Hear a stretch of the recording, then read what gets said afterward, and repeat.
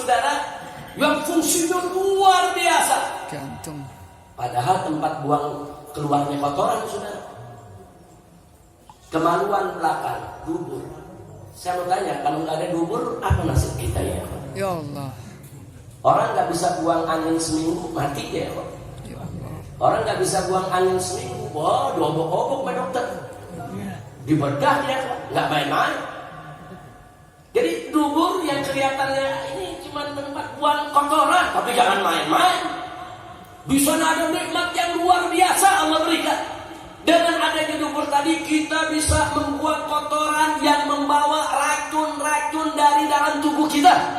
Dibuang semuanya, Pak.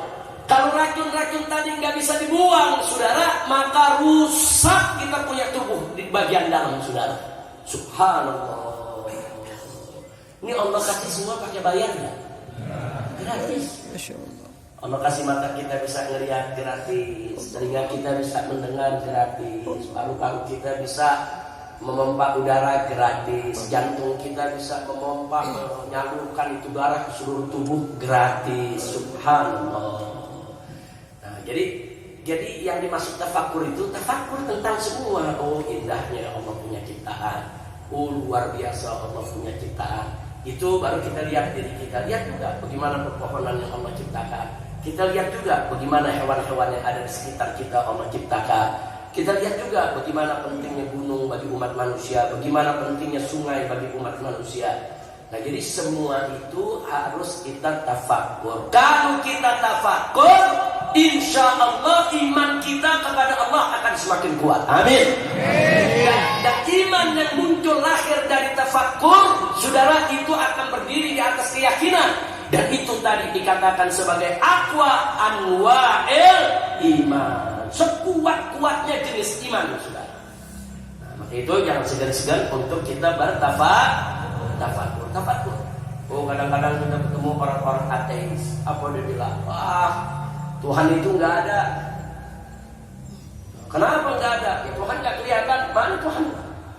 Kalau Anda katakan ada, di mana itu Tuhan? Mana itu Tuhan? Sesuatu yang nggak bisa disentuh oleh panca indera kita, nggak ada.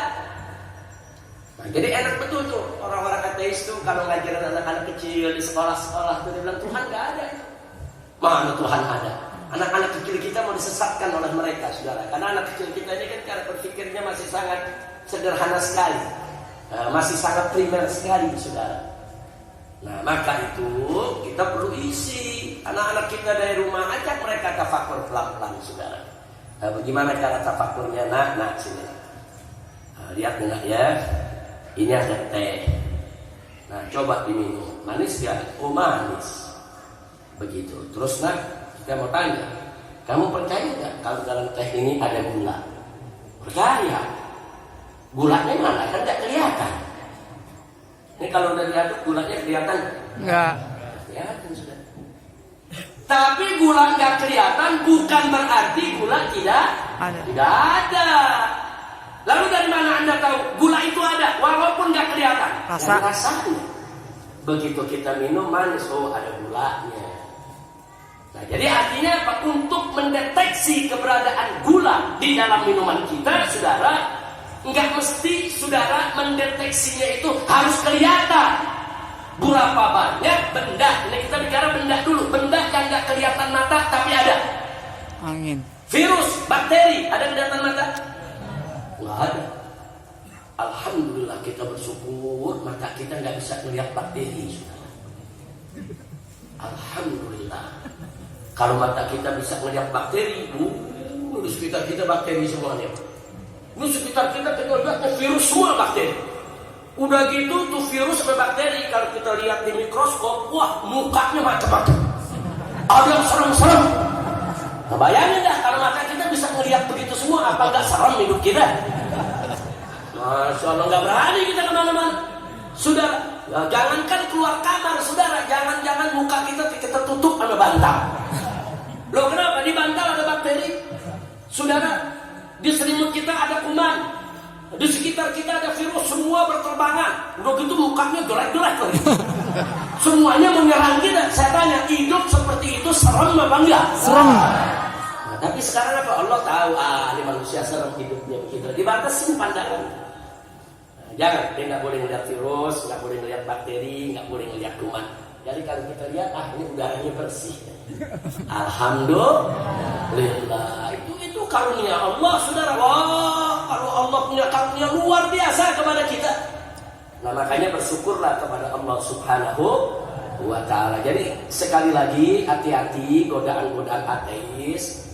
Ingat rumusnya, sesuatu yang tidak terlihat bukan berarti tidak ada. Sorga nggak kelihatan saat ini, tapi bukan berarti sorga nggak ada. Neraka nggak kelihatan saat ini, tapi bukan berarti neraka tidak ada, saudara. Begitu juga malaikat nggak kelihatan saat ini oleh kita semua, tapi bukan berarti malaikat tidak ada. Setan, jin, makhluk-makhluk halus semua, saudara, nggak kelihatan saat ini mata kita, tapi bukan berarti mereka tidak ada. Begitu juga Allah sebagai Tuhan yang Maha Besar, memang nggak kelihatan oleh mata kita, tapi bukan berarti Allah tidak ada. Kira-kira jelas tidak? Paham semua? Alhamdulillah, ini pada dia megang HP ini semua. Terus nelfon.